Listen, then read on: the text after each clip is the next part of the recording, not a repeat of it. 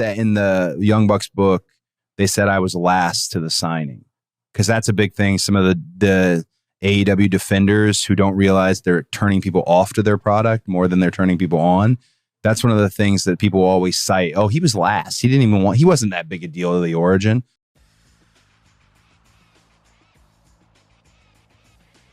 Welcome back to the channel. Since the last AEW video did so well, I decided on this, the eve of Dynamite's 250th episode, I would do another one. And we're going to start out with this Cody Rhodes situation. The Young Bucks making these comments about Cody in their book. Cody taking exception to it and mentioning the AEW fans, which, relax, we'll get there. The Young Bucks are jealous. That's why I titled the opening chapter, The Green-Eyed Monster of Jealousy. The Bucks are jealous, which is hilarious considering how highly they think of themselves and the regard that they hold themselves in. The esteem and prestige that they feel comes with their name, the Young Bucks, EVPs of AEW. And they have done nothing but run roughshod backstage over the talent, over Tony Khan. They have just significantly decreased the quality of everything that they do have control over. And the Young Bucks objectively are not a good tag team. I mean, I've seen a lot of tag teams over the years, and I remember first hearing about them in probably 2016, 2017. That's how much I pay attention to the shit that isn't... a lot of this stuff I just don't have time for, unless I see something online, which is basically where I saw the Young Bucks. And I remember seeing them thinking they're just two small guys who do flippy stuff. Literally, back then, that's what I said. I've never been a fan of that outside of it has its place on the card in the shows. But Matt and Nick are just overinflated, egotistical narcissists who have basically conned Tony into giving them these positions of power, which, as I said, have cost Tony Khan exponentially more across the board than I think if he would have had people with better intentions in place. So Matt and Nick are just straight up jealous of Cody. Said he wasn't integral to the beginning of this one. Everybody that knows anything knows that is an absolute fallacy. And again, their jealousy running amok against their better judgment, common sense, and whatever intellect they do have or acumen for the business in a backstage capacity, which I don't think is any, which is evident by the reflected television product that we've been seeing on a weekly basis. And we'll get to the numbers later on.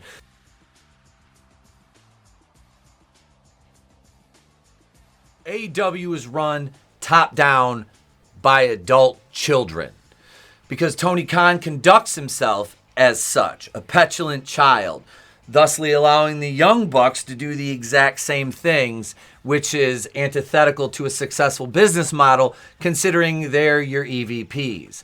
Now, Khan, you look at this guy, and I've heard the comparison, and it is absolutely true. You look at him back in 2019 when AEW started, he looked professional, and he just looks disheveled all the time now. This is a stressful business. Wrestling, especially being a promoter. And when you're this stage of the game as Tony Khan is. Now, I'm not pretending as if I understand the ins and outs of dealing with network deals and things of the like. I don't. I was part of a small promotion that I helped run. I was part of. And this is on a different level altogether. So let's not jump in the comments and say you don't know shit, because like I said, I spent the better part of a decade in the business. So I do have an understanding of the way backstage things work, because before I wrestled, I was an announcer, I was a commentator. So I was very intrinsically linked to the creative and the storylines and the angles and the way things played out. So I had a good understanding of the way things worked and the way things shouldn't work. So looking at a television product from the outside in, yes, having an intrinsic knowledge ingrained in you of the business like this, you can look at things and be like, this is a recipe for disaster. And I think this is a thing that is lost on a lot of the AEW fans because of the tribalism. And Tony Khan feeds that on Twitter.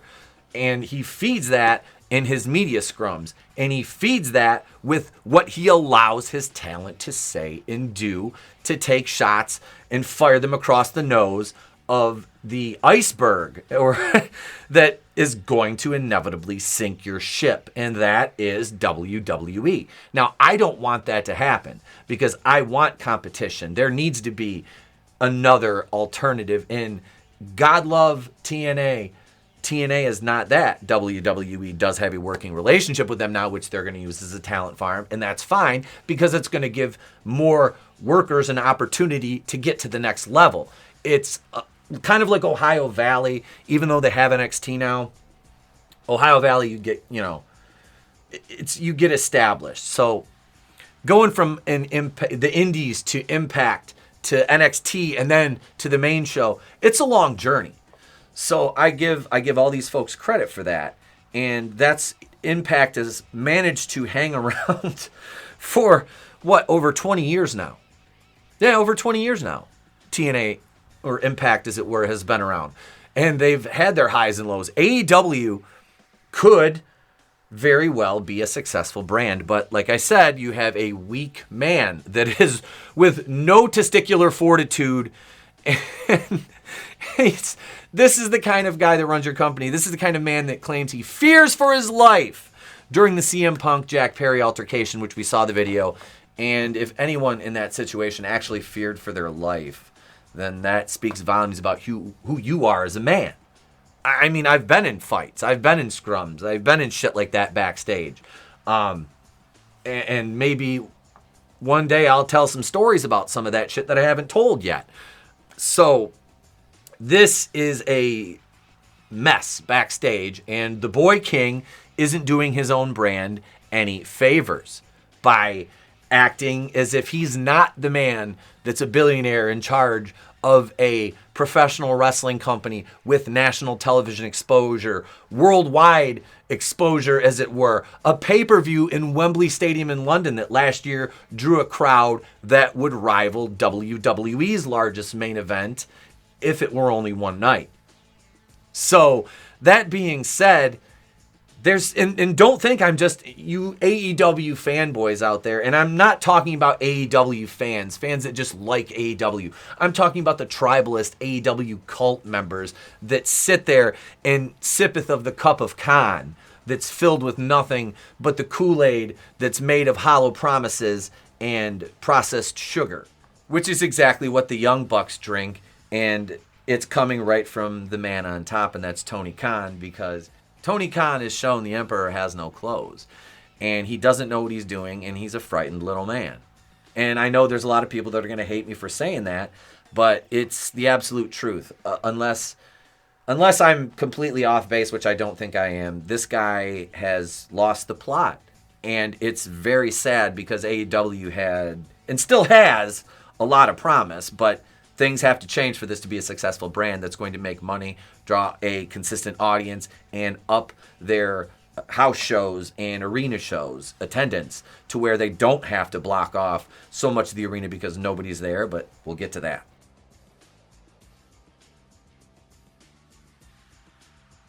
What would cause a fan base to dissipate at such a rapid rate? It makes every head in the wrestling community turn with a whiplash effect that it boggles minds. Oh, wait, it's AEW's fan base. That's why. And their fans, their numbers are down, and you would think that they have a massive fan base, but that's due to one thing and one thing only, and that's the internet. AEW's fan base is terminally online. I watch Dynamite because I'm a fan of wrestling. I see little pieces of goodness in both the talent and the storytelling at times, but overall the fan base makes their product and company look far worse than it is in reality, but the reality is that it's a subpar company on the decline at a rate that makes WCW in the year 2000 look coherent and successful. You can't tell me that these shrieking weirdos on Twitter, you want that representing your brand. If somebody levies any kind of critique of this product, it could be a rational critique. Well, this would have been a good show, except for things were really inverted. They put the match that should have been the main event on the opener, and the match that should have been the opener is the main. They're not featuring the right talent. The booking is bad. You'd be like, you're just a stupid Fed boy who doesn't understand good wrestling, you idiot. Why don't you just go watch WWE? It's for kids. That's the responses that you usually get, which I try and attempt to respond in a manner in which an adult would, and I usually would start out by saying, well, I have a little experience in the business, and I like to look at things from a perspective of, what's going to be good for business, not what would the marks who don't spend money and just shriek on Twitter clamor for. Because you guys on Twitter, and I'm not saying all of the AEW fans on Twitter, but the vast majority of them are probably just on Twitter. They watch things on Twitter because they have the attention span of a gnat, much like most younger people these days. And I'm sorry if that offends you, but it probably rings true to you then.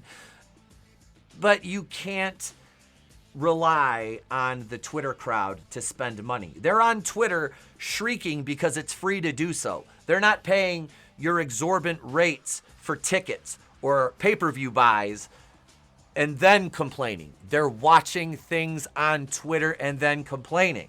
That's the problem, is you're not developing a fan base, you have a cult. That is tribalism in its modern day form.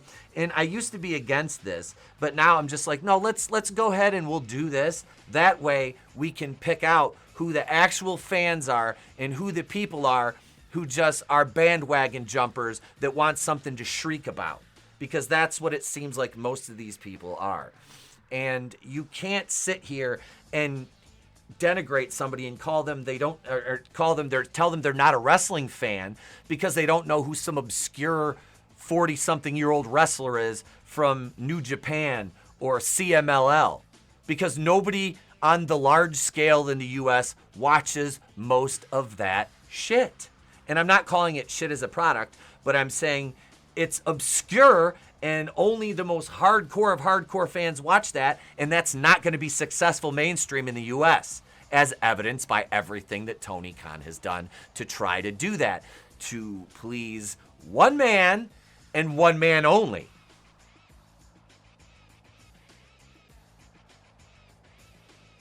Dave Meltzer is more of a hindrance than a help to Tony Khan. And if you can't see that right now, well, then you must be either Stevie Wonder, or at this point, you have no ears, you're Helen Keller too, because you can't see or hear the things, you're not reading the things this guy's writing or hearing the things he's saying and the accolades that he's giving and the adulations that he's giving. The things that Dave rewards are, and I swear, if this guy, I dyed my beard for the longest time, and I've recently quit doing that because I just, whatever, but it's just funny because, Dave is, in his 60s, right? It's like, bro, we know your hair's gray. I think that hair dye may have seeped into his brain and eradicated any and all common sense that he has. But did Dave ever really have any in the first place? Tony Khan listens to this guy and takes everything he says as gospel. And Dave, through his online presence and influence, which I'll get to in a minute, has severely hindered AEW's growth, because the boys are working for star ratings now. They don't care about telling a story, they care about his star ratings and how's Uncle Dave going to feel about my match. Well, this is the problem with that, is Dave Meltzer's never been in the wrestling business. Never. Dave Meltzer was never a promoter, never a wrestler, never a commentator. I don't know if he's ever commentated in an indie show or anything like that, or, you know what I mean? But he's never been in the business, per se. All right. Not, at all. At all. You know, from all accounts. So to let this guy's... He's not a journalist. I mean, let's face it. I think I have more journalistic integrity. No, as a matter of fact, I know I have more journalistic integrity than Dave Meltzer. Because I'm not going to watch a match no matter what promotion it is. And like I said, I'll be watching Dynamite tonight. We'll be watching it for Patreon, doing commentary on it, and then going live after and giving you our review of it. So if you're a patron, you can check that out. $2 a month, Brainbuster. There's my cheap plug. I'm, we're not a nonprofit, as the kids say. But Dave is just dispensing his sage advice. And I say sage advice, I'm off camera, but it's sage advice with very heavy air quotes. This guy is a bumbling idiot. Even Brian Alvarez, his co-host, has been calling him out for the things he's saying. And one that sticks out is he was talking about Tony Storm and the whole storyline there where Tony was wrestling Harley Cameron. And, well, it's a good match. They're trying to build Harley up. It doesn't matter who's a heel and who's a face. They're situational babyface. Like, that right there, the situational thing is... There's so many tells that Dave has that he knows absolutely nothing. And yet, like I said, Will Ospreay is... I swear to God, Dave is in love with Will Ospreay. Like, I mean, there's workers that I admire, you know, on a level... But and nobody that I completely like fawn over. I mean, it's not a good look if you're trying to, you know, well, Dave, I don't know, Dave's objectivity, there is none. I mean, he's given WWE one 5-star match this year, and I mean, every other 5-star match is Japan, CMLL, Noah, AEW, you know, these kind of promotions. A couple of them I'd never heard of. I'm like, there's no way I'm even going to look this up. And that's where it's at, is Dave loves the Japanese style. The Japanese style will never be the predominant style in America. It's not going to happen. Stop trying to make that happen. It won't work. It's a great for a niche audience, or if you have that style incorporated into the main style, which is the American style, which works and proven and it makes money. Now, that's no knock to Lucha Libre because I admire and love Lucha Libre, but do I want to see 10 matches of that same thing? No, I don't. Not at all. You know? If you want to watch that, go watch AAA or CMLL. If you want to see the quote-unquote strong style, go watch New Japan or whatever else they have over there. So Dave is an idiot. We all know that. And as long as Dave is involved in the quote-unquote decision-making via his bullshit ratings, then and Tony Khan doesn't see through it and just grow up and say, I have to do this the way that's going to make money, I don't care if it pisses people off, then things will never improve.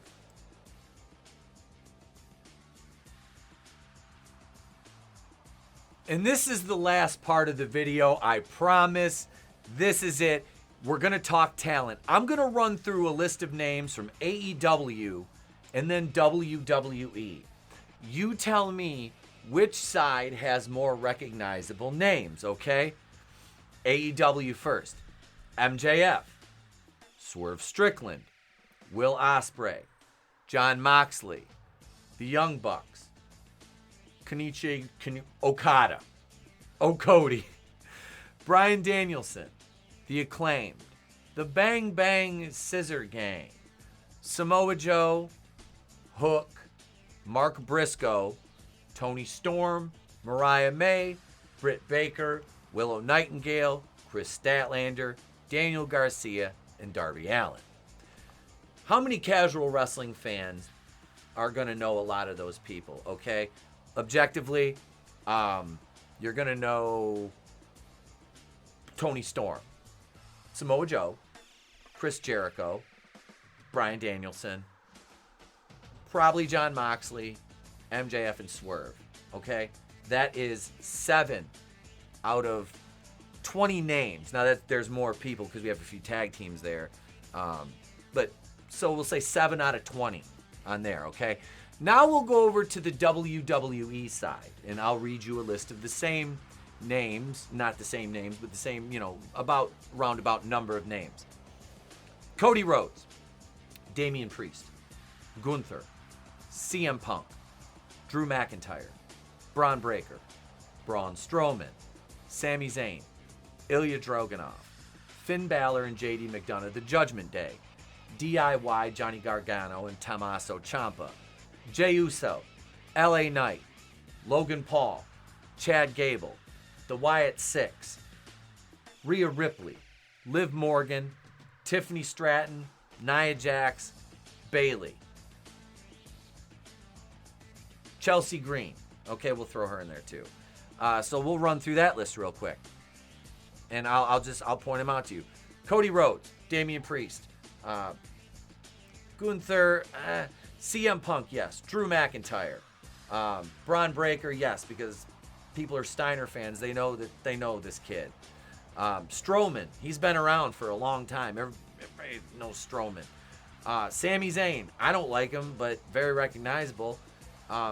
Dragunov, not as much. Finn Balor, absolutely. JD McDonough, no, but as the Judgment Day, yes. DIY, Uso, yes, that's 10. LA Knight, yes, that's 11. Logan Paul, yes, that's 12. Chad Gable, yes, that's, 13? The Wyatts, yes. Rhea Ripley, yes. Liv Morgan, yes.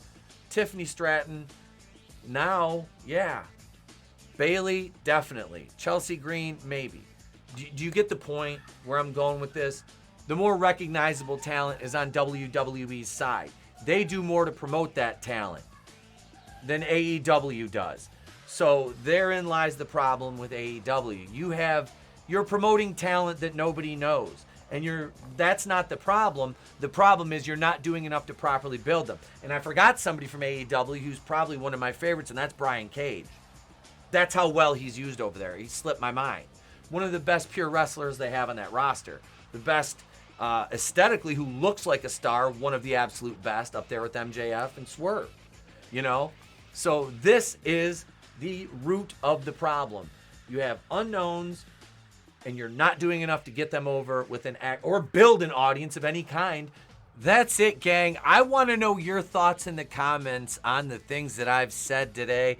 And there's chapters listed if you want to go through and jump around chapter to chapter just to hear something particular in the video. I do thank you for watching. You can support us on Patreon. Patreon.com/WrestlingWithHorror420. Channel memberships $2.99, $4.99. And if you don't wish to support us financially, just subscribe. It's free. It always will be. Make sure to ding the bell for notifications. We go live Mondays, 8:35 Eastern with Nitro. Tuesdays, 8:35 Eastern for Tuesday Night Terror Vision. We do Tales from the Crypt commentaries.